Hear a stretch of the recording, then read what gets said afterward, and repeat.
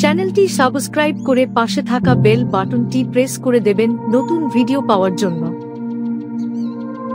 বিভিন্ন সোশ্যাল মিডিয়াতে আমাকে ফলো করতে পারেন, লিংক ডেসক্রিপশন বক্সে দেওয়া থাকবে।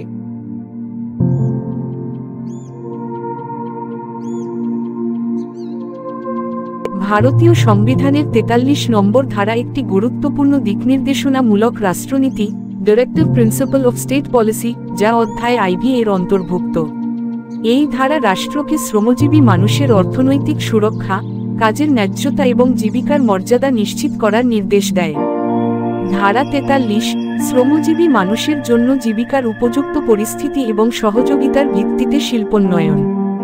মূল ইংরেজি পাঠ: The state shall endeavor to secure, by suitable legislation or economic organization or in any other way, to all workers, agricultural, industrial or otherwise, work, a living wage, conditions of work ensuring a decent standard of life and full enjoyment of leisure and social and cultural opportunities and, in particular, the state shall endeavor to promote cottage industries on an individual or cooperative basis in rural areas.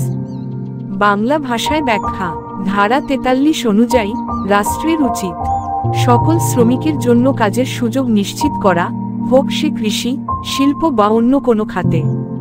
Living wedge, জীবনধারণ উপযোগী মজুরি দেওয়ার ব্যবস্থা করা, যা শুধুমাত্র বাঁচার জন্য নয়, মর্যাদাপূর্ণ জীবনযাপনের জন্য যথেষ্ট হবে। শ্রমিকদের উপযুক্ত কর্মপরিবেশ তৈরি করা যাতে তারা মানসম্পন্ন জীবনযাপন করতে পারেন, অবসরের সুযোগ পান, সামাজিক ও সাংস্কৃতিক জীবনে অংশ নিতে পারেন। গ্রামীণ অঞ্চলে কুটির শিল্প, কটেজ ইন্ডাস্ট্রিজ এর বিকাশে উৎসাহ দেওয়া, যাতে তা ব্যক্তি বা সমবায় ভিত্তিতে গড়ে উঠতে পারে।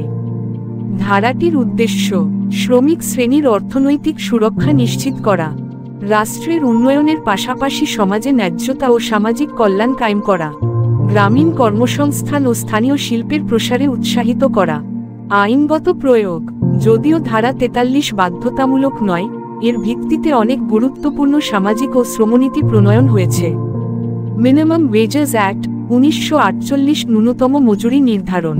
পেমেন্ট অফ ওয়েজেস অ্যাক্ট ১৯৩৬, সময়মতো মজুরি প্রদান নিশ্চিত। MGNREGA ২০০৫, গ্রামীণ কর্মসংস্থান নিশ্চিত। কোড অন ওয়েজেস ২০১৯, শ্রমজীবীদের জন্য একটি ই-কার্ত মজুরি কাঠামো গঠন। খাদি এবং ভিলেজ ইন্ডাস্ট্রিজ কমিশন অ্যাক্ট ১৯৫৬, কুটির ও গ্রামীণ শিল্পে সহযোগিতা। ধারা ৪৩ এর মূল দিকগুলো সারণী আকারে: ধারা ৪৩ অন্তর্ভুক্ত রাষ্ট্রের দিকনির্দেশনামূলক নীতি। মূল বিষয়: জীবিকার উপযোগী মজুরি, মর্যাদাপূর্ণ জীবনযাপন, অবসর, কুটির শিল্প। প্রভাবিত খাত: কৃষি, শিল্প, গ্রামীণ অর্থনীতি। বাধ্যতামূলক না, কিন্তু নীতিগতভাবে অনুসরণীয়। উপসংহার: ভারতীয় সংবিধানের ৪৩ নম্বর ধারা একটি সমাজতান্ত্রিক ও কল্যাণমূলক রাষ্ট্রের আদর্শ প্রতিফলন করে। এটি শ্রমজীবী মানুষের অর্থনৈতিক নিরাপত্তা, মানবিক মর্যাদা ও গ্রামীণ শিল্প উন্নয়নের উপর জোর দেয়। যদিও এটি আইনি বাধ্যবাধকতা সৃষ্টি করে না, তবুও রাষ্ট্র পরিচালনার জন্য একটি শক্তিশালী নৈতিক ভিত্তি প্রদান করে। ভিডিওটি ভালো লাগলে লাইক করে শেয়ার করে দেবেন।